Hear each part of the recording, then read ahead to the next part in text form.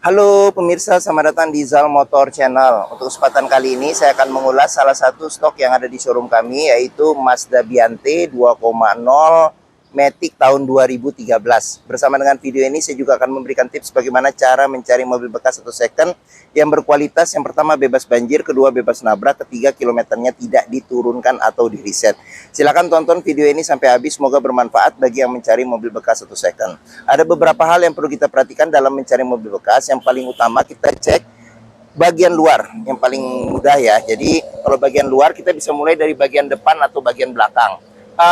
Bisa kita cek pada saat kita cek mobil bagian depan, kita cek pastikan bahwa dudukannya dia lurus, tidak miring kiri atau ke kanan. Kalau dia posisinya miring kiri atau ke kanan, berarti ada permasalahannya di kaki-kaki atau suspensinya. Bisa jadi di shock breakernya atau di pernya. Terus untuk bodi, ada dua hal penting yang perlu kita perhatikan. Yang pertama ini adalah nut ya. Nut adalah sambungan atau batasan antara parts dari bodi mobil. Pastikan bahwa nut itu jaraknya dia presisi ya. Presisi kiri dan kanan. Terus yang perlu kita perhatikan yang kedua itu adalah di permukaan bodi.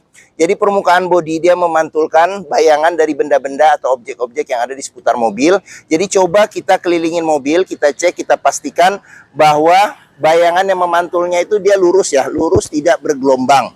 Jadi kita kelilingin mobil, bagian-bagian yang lain juga perlu kita periksa, baik lampu, terus kaca, semua bagian-bagian yang lain, spion, ban. Nah ini ban depan masih cukup tebal, masih ada sekitar 80%. Kita kelilingin mobil, kita cek, kita pastikan secara keseluruhan kondisi luar mobil oke. Untuk ban belakang juga masih tebal juga nih. Jadi masih ada sekitar, sebentar. Ini nih masih ada 70-80% masih ada. Nah ini dop lagi dipesan ya, jadi nanti dopnya nanti ada ya, jadi nggak kosong begitu. Oke, kita kelilingin mobil, kita cek, kita pastikan lampu-lampu semua, garnisnya. Pastikan bahwa kondisi dari luar mobil itu oke dan cocok dengan kondisi yang kita inginkan. Setelah kita cek secara keseluruhan bagian luar, sekarang kita coba masuk ke bagian dalam. Untuk kuncinya ini dia sudah keyless entry dan sudah start stop engine switch. Jadi dia bukan tombol tapi dia modelnya switch ya. Nanti bisa kita lihat juga. Oke, sekarang kita coba buka mobil, kita coba masuk ke dalam ya. Oke. Nih kita buka mobil, sekarang kita coba masuk ke dalam. Sama di sini juga bisa dengan remote bisa, atau dengan tombol di sini juga bisa untuk buka mobil ya. Oke. Pada saat kita pertama kali buka pintu dan kita mau masuk ke dalam, kita cek yang pertama kali itu adalah aroma dari dalam kendaraan. Pastikan bahwa aromanya itu tidak berbau apek atau tidak sedap. Karena apa? Kalau dia berbau apek atau tidak sedap, sebaiknya dihindarin. Karena apa? Karena ada indikasi mobil terkena banjir. Berikutnya yang perlu kita perhatikan itu adalah di kolong dashboard. Pastikan bahwa kolong dashboard itu aman, tidak ada karat atau sisa-sisa lumpur. Terus habis itu di pedal juga kita perhatikan karena tingkat kausan pedal berbanding lurus dengan pemakaian atau kilometer mobil. Berikutnya yang perlu kita periksa juga itu adalah di masing-masing kolong jok. Jadi terutama rel sama bagian-bagian besi yang terbuka ya, yang tidak dicat, pastikan bahwa itu tidak ada karat atau sisa-sisa lumpur untuk memastikan mobil aman, tidak bekas banjir. Oke. Setelah kita cek dan kita pastikan bagian dalam interior oke, sekarang kita coba masuk ke dalam. Pada saat kita masuk dan kita duduk di dalam, kita cek bagaimana suasana interior, oke atau tidak, cocok tidak dengan yang kita inginkan. Terus habis itu kita cek juga di dashboard. Jadi ini satu persatu juga akan kita lihat ya. Jadi jangan di skip, kita periksa kondisi dashboard masih oke atau tidak. Terus habis itu kita lihat ke plafon, kita cek kondisi plafon masih oke atau tidak, seperti itu. Terus habis itu juga kondisi jok juga kita cek masih oke atau tidak. Ini joknya di retrim dengan bahan semi kulit. Secara keseluruhan jok masih oke ya. Cuman ini memang karena sudah usia jadi sudah ini, tapi secara keseluruhan masih oke. Seperti itu. Setelah kita cek dan kita pastikan interior secara keseluruhan oke, berikutnya coba kita nyalakan mobil. Sebelum kita nyalakan mobil, sebaiknya kita buka dulu kap mesin. Kita periksa bagian atas mesin, bagian bawah mesin, pastikan bahwa tidak ada rembesan. Adapun juga rembesan-rembesan, kalau misalnya itu dari bagian packing-packingnya, untuk penggantian packing biayanya tidak terlalu mahal. Terus kita cek juga bagian bawah mobil, kolong-kolong mobil, kaki-kaki, pastikan bahwa tidak ada keropos dan tidak ada rembesan. Adapun juga rembesan kalau itu dari keluarnya dari karet-karet atau seal pada kaki-kaki, berarti penggantian seal atau karet-karetnya juga tidak terlalu mahal. Terus kita cek juga level oli, kondisi oli, terus ini ya, radiator coolant kondisi dan levelnya bagaimana. Setelah kita cek dan kita pastikan itu secara keseluruhan oke, barulah kita coba nyalakan mobil. Oke, untuk dia ini yang saya bilang ini modelnya model switch ya, jadi dia bukan tombol tapi switch. Jadi kunci ininya juga bisa kita kantongin. Ini saya coba kantongin ya. Sekarang kita coba langsung nyalakan mobil. Pada saat kita nyalakan mobil, pastikan bahwa nyalanya itu jreng. Karena apa? Kalau dia nyalanya tersendat, berarti ada kemungkinan permasalahannya bisa jadi di akinya sudah soak atau dinamo starternya bermasalah, jadi perlu diservis. Untuk getaran mesin, kita bisa perhatikan dengan kita pegang setir bagaimana getaran mesin yang kita rasakan di tangan. Terus dari posisi duduk juga bisa kita rasakan bagaimana getaran mesin. Pastikan bahwa getaran mesin yang masuk itu minim. Karena apa? Kalau dia bergetar secara berlebihan, berarti ada kemungkinan permasalahannya di engine mountingnya ya, jadi sudah keras atau pecah, jadi perlu diganti. Atau mesinnya pincang, jadi perlu diservis atau tune up. Atau ada hal-hal lain yang menyebabkan mesin bergetar secara berlebihan. Berikutnya yang perlu kita perhatikan itu di kilometer mobil. Jadi Mazda Biante ini kilometernya di ini kelihatan ya, di 97.000 ya, 97.000. Jadi di sini juga buku servis juga masih ada. Oke. Kalau nggak salah dia terakhir servis di 72.000 di ini ya, di Mazda. Oke. Dalam mencari mobil bekas yang perlu kita perhatikan yang pertama adalah kilometer ya. Kilometer kita cocokkan, kita pastikan bahwa itu sinkron dengan kondisi fisik secara keseluruhan mobil serta rekor-rekor servis yang bisa kita lihat pada saat kita ngecek mobil. Pastikan bahwa itu sesuai. Jangan sampai kita dapat mobil yang kilometernya sudah diturunkan atau di reset. Karena apa? Karena kita susah untuk memprediksi perbaikan atau maintenance ke depannya. Oke, sekarang kita periksa ke bagian mesin. Untuk buka kap mesin ini di bagian bawah sini, sini buat buka kap mesin, di bagian sini buat buka pengisian bensin. Oke, terus habis itu di bagian sini, di sini juga ada tombol, di sini ada tempat penyimpanan kecil, di sini ada tombol. Nah, sliding door ini bisa dibuka dengan 3 cara ya. Yang pertama dengan menggunakan remote, kedua dengan menggunakan tombol di sini, dan ketiga dari pintunya ya, dari handle pintunya. Jadi kita cek juga nih untuk Biante apakah masih buka dengan bagus ya pintunya. Jadi ini sekarang kita buka yang sebelah kiri, kita pencet ya. Oke, kita buka pintu slidingnya, kondisinya juga masih oke, masih bagus. Sekarang kita coba tutup lagi. Ini kita coba tutup lagi, kondisi masih oke. Terus habis itu yang satunya lagi juga yang di sebelah sini, sebelah kanan, coba kita buka ya. Saya pencet. Nih, coba kita periksa. Ini masih normal ya. Nah, jadi untuk Mazda Biante ini perlu kita cek juga nih kelistrikan dari ininya ya, sliding door-nya seperti itu. Oke, terus sini ada kisi-kisi AC. Sekarang kita lanjut. Untuk door trim kondisi secara keseluruhan masih oke. Di bagian sini ada tombol, ini pengaturan spion. Dia sudah elektrik dan sudah retract ya. Jadi retract juga perlu kita cek. Sekarang kita cek retract ya. Jadi retract juga kondisinya juga masih normal ya. Tuh, kelihatan ya, oke. Sip, terus di bagian sini ada tombol buat pengaturan power window di keempat pintunya, buat lock unlock power window. Terus jangan lupa juga jika kita membeli mobil bekas, pastikan ini ya, kita cek sealer. Jadi sealer pintu, di pinggir-pinggir pintu, mengelilingi pintu kita periksa. Kita pastikan bahwa sealer pintu kondisinya masih oke. Karena apa? Karena apabila sealer pintu itu sudah cacat atau rusak, berarti ada indikasi mobil pintunya sudah reparasi atau perbaikan. Dan apabila sealer pintu itu tidak ada, berarti ada indikasi pintu sudah gantian. Sekarang kita periksa ke bagian mesin. Untuk buka kap mesin, ini di sini, dia kita dorong ke kanan ya. Jadi kita dorong ke kanan, tuasnya, sekarang kita periksa. Oke, Mazda Biante, ini mengusung mesin 2000 cc, 4 silinder dengan penggerak roda depan. Jadi yang pertama untuk memeriksa kondisi mesin masih bagus, kita bisa dengarkan suaranya. Pastikan bahwa suaranya halus, ritme dari suara mesin konstan beraturan serta getaran mesinnya minim. Untuk memeriksa mobil yang tidak bekas nabrak depan, kita bisa cek. Yang pertama kita mulai dari bagian atas, kita cek sealer yang ada di pinggir-pinggir kap mesin, pastikan bahwa kondisinya juga masih oke. Terus di bagian kap mesin juga kita periksa, kita pastikan bahwa tidak ada reparasi atau perbaikan. Sudah dilengkapi dengan peredam panas. Terus bagian-bagian samping sini juga kita periksa, pastikan bahwa tidak ada reparasi atau perbaikannya. Ini sini lekukan-lekukannya, pastikan bahwa itu masih bawaan pabrik.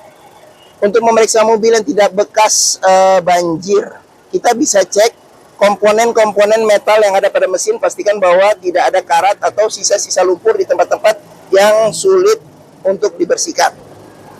Oke, sekarang kita tutup kap mesin. Ya. Oke, bagi yang mencari mobil MPV keluarga boxy dengan kapasitas bisa sampai 8 penumpang ya, karena dia 2, di tengah 3, di belakang 3.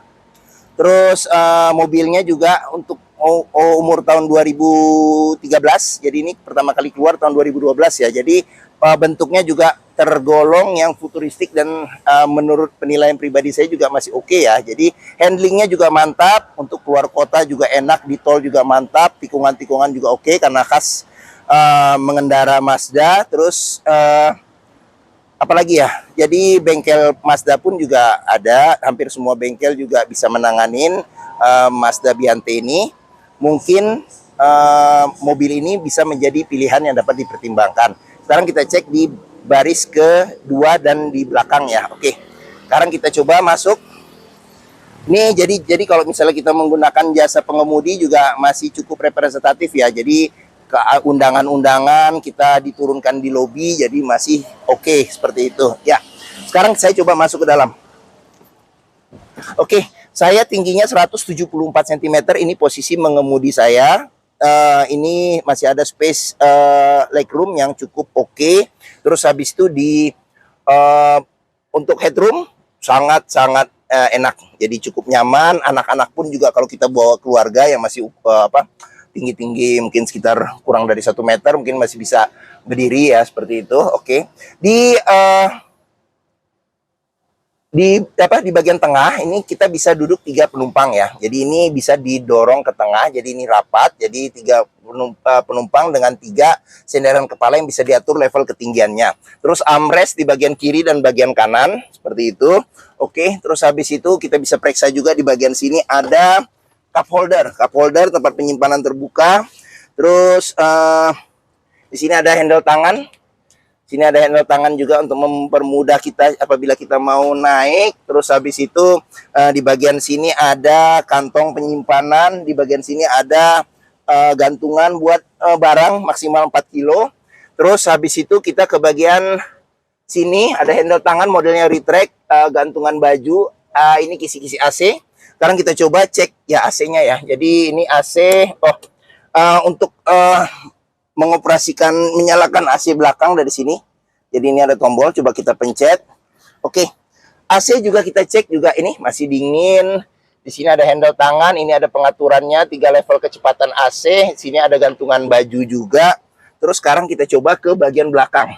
Ini karena bisa terpisah jadi 2, jadi untuk ke bagian belakang juga enak lewat tengah ya. Oke, sekarang kita coba masuk. Oke,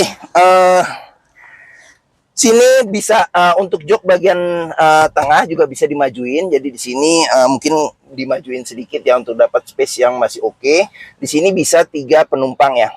3 penumpang dewasa, ada 3 senderan kepala yang bisa diatur level ketinggiannya.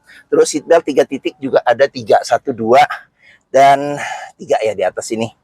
Ini 3 ya. Oke, di bagian sini ada lampu baca. Ini handle modelnya retract juga. Di sini juga ada kisi-kisi AC. Gantungan baju juga ada. Di sini ada handle retract juga, ada gantungan baju juga. Nah di sini seatbelt baris kedua ya. Jadi ini 3 titik juga. Ini apa, kisi-kisi AC. Terus ini di jok baris kedua juga seatbelt 3 titiknya juga ada 3 ya. 1, 2 dan 3 di sini. Oke, terus apa lagi ya? Di bagian sini tidak ada. Oh, di sini aja nih ada cup holder 2. Ada cup holder 2 ya. Oke. Oke, sekarang kita ke belakang ya. Kita ke belakang, kita cek bagasi. Oke. Oke, sekarang kita tutup pintunya. Oke, kita lanjut, kita periksa. Ini buat pengisian bensin ada di sebelah kanan.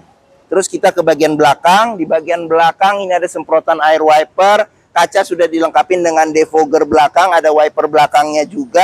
Di sini ada garnish ya. Jadi garnish yang menambah mewah ya. Ada lambang Mazda sama tulisan Mazda sama Biante-nya tertutup sama garnish. Ini lampu sudah kristal reflektor. Dia warnanya putih ya. Jadi kesannya modern. Terus di sini ada mata kucing kiri dan kanan. Belum dilengkapi dengan sensor parkir, tapi sudah ada kamera mundur ya, tambah ini kamera mundur seperti itu. Oke, sekarang kita buka saja pintu bagasi, kita lihat apa saja yang ada di belakang. Oke, untuk pintu belakang ini jangan lupa juga sealer kita cek, kita pastikan bahwa kondisinya juga masih oke. Terus di bagian tulangan-tulangan pintu juga kita periksa, pastikan bahwa tidak ada reparasi atau perbaikan untuk memastikan mobil aman tidak bekas nabrak belakang. Oke, terus bagasi masih lumayan luas. Jadi untuk menambah space bagasi bisa didorong bangku baris ketiganya ke depan untuk menambah space bagasi yang lebih luas lagi. Terus di bagian sini ada lampu bagasi. Terus untuk di sini ada bentar. Ada ban cadangan ya, ban cadangan temporary ya. Ban cadangan sementara. Terus habis itu di sini ada tempat naruh toolkit. Terus di sini juga bisa kita periksa nih, kita pastikan bahwa di bagian dalam sini tidak ada reparasi atau perbaikan untuk memastikan mobil aman tidak bekas nabrak belakang. Oke. Sip. Kita tutup pintu bagasi, dia hidrolik biasa ya, jadi dia belum power tailgate ya, seperti itu. Oke. Aduh, pengennya di dalam aja nih karena di sini suasananya agak panas. Jadi okay. Ya, terus untuk ban masih ketebalannya masih sekitar 70% masih ada. Terus sekarang kita periksa juga di bagian sini. Oh, ya saya lupa juga. Jadi pintu tengah juga di sini ada sealer ya, pinggir-pinggir pintu sini juga ada sealer. Jadi sealer kita cek juga ini di belakang karetnya ini. Jadi pastikan bahwa kondisi sealer pada pintu masih oke. Ini tampilan bagian tengah. Sekarang kita tutup pintu. Kita periksa lagi di bagian depan. Depan door trim kondisi juga sudah masih oke. Oh, lupa saya juga di sini juga ada child lock ya di bagian belakang. Ini ada child lock ya. Di sini ada ini child lock ya di sini. Ini child lock ya sini. Oke. Tutup lagi. Oke, sealer pintu depan juga perlu kita periksa, pastikan bahwa kondisinya juga masih oke. Sealer. Oke, sekarang kita masuk ke dalam, kita periksa bagian dashboard, sekalian juga ngadem nih di sini. Ada enak nih, AC-nya juga dingin. Oke, sekarang kita mulai dari bagian setir. Untuk setir ini dia dilapisin dengan kulit, kondisi juga masih lumayan oke, sudah dilengkapi dengan airbag. Di sini ada tombol pengaturan audio. Setirnya pun juga fleksibel ya pengaturannya, jadi bisa tilt dan teleskopik. Oke, di sini ada cluster speedometer. Cluster speedometer dia di bagian tengah, terus di sini ada pengaturan-pengaturannya, terus di sini ada lampu hazard. Terus audio sudah diganti dengan Android TV, dilengkapi dengan kamera mundur, ini kisi-kisi AC. Terus di bagian sini ada pengaturan buat AC. Jadi pengaturan buat AC di sini sudah auto ya, auto climate control.